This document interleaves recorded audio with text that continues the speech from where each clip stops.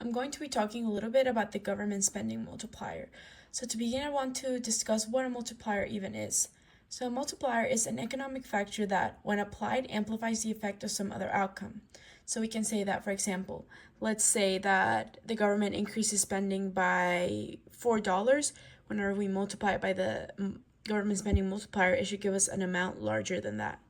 So that goes under the formula that a change in government spending will change / have an impact on aggregate income by a larger amount than initially spent. So therefore, the amount that GDP increases when government spending changes by $1 will be equal to the government spending multiplier.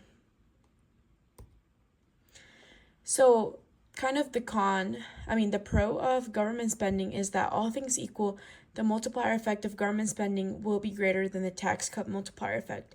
So many argue that government spending is actually better for the government to implement. However, there is a challenge to this assumption, which is the crowding out effect. The crowding out effect means that whenever the government spends more money, they also start to borrow more money, which then raises interest rates, and then private investment goes down. So both tax and government spending have their pros and cons, and these are the ones that are related to government spending.